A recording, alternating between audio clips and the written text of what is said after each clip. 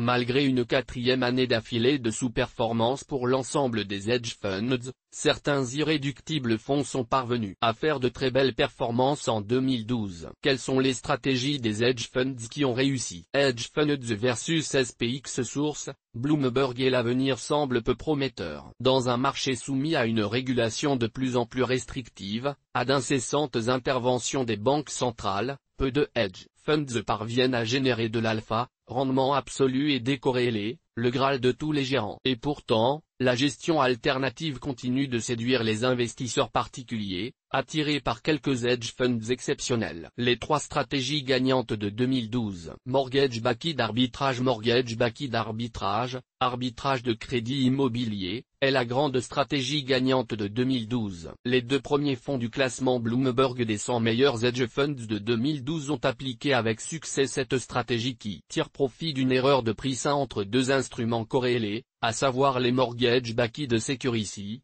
titres négociables adossés à des crédits immobiliers, et les taux d'intérêt. Le fonds américain Metacapital Mortgage Opportunities de Deepak Narula a enregistré une performance de plus 37,8% en 2012, encore plus spectaculaire que l'excellent plus 23,6% de 2011. Un autre fonds américain, PINRIV Fixed Income, a exploité les anomalies de prix au sein des marchés à taux fixe et en pariant en 2012 sur la reprise de l'immobilier américain et des crédits subprime. Avec 3,6 milliards de dollars d'actifs sous gestion, le fonds a réussi une performance de plus 32,9% en 2012, soit 7 fois mieux qu'en 2011 plus 4,8%. Multistratégie. Comme le nom l'indique, les hedge funds multistratégie appliquent plusieurs stratégies différentes dans un même portefeuille. C'est ce qu'a fait le hedge fund britannique de Michael Hintze, CQS Directional Opportunities, troisième du classement Bloomberg. Le fonds a shorté les obligations par le biais de soit de défaut de crédit,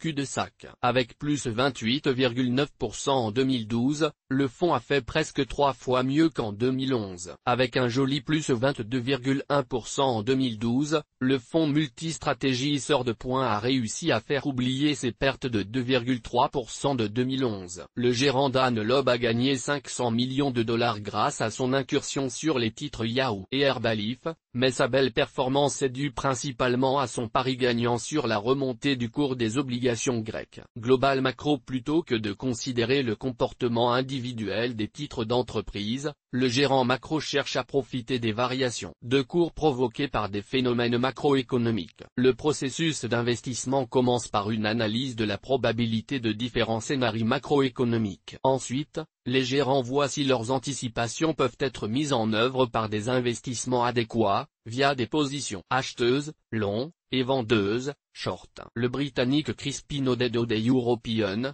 1,8 milliard d'actifs sous gestion, a pu ainsi enregistrer une performance de plus 24,1%. En misant contre le consensus sur une résolution de la crise de la zone euro, en prenant des positions acheteuses sur les marchés européens. Les pires stratégies de 2012. CTA systématique. Les fonds qui ont misé sur les matières premières et les énergies sont ceux qui ont perdu le plus d'argent en 2012. Les CTA, Commodity Trading Advisor, sont des fonds gérés par des robots qui utilisent des algorithmes pour prendre des positions long ou short sur des futurs. Ces stratégies sont généralement fondées sur l'analyse technique, en suivi de tendances, dont le gérant tire des signaux d'achat ou de vente afin d'automatiser son trading. Source, Bloomberg. Après de belles performances en 2011, année de forte hausse du cours des matières premières, le scénario ne s'est pas répété en 2012. Malgré la persistance de la crise financière dans la zone euro, l'interventionnisme des dirigeants politiques et des banquiers centraux, ainsi qu'une plus faible volatilité ont joué en défaveur des CTA. Long Short Equity. La stratégie Long Short Equity cherche à profiter des anomalies de prix entre deux titres identiques. Pour ce faire, il s'agit de simultanément vendre à découvert le titre surévalué et d'acheter l'actif sous-évalué. Quand la différence de prix disparaît, le fonds gagne sur ces deux positions. Les cancres de l'année 2012 sont tous Equity Long Short,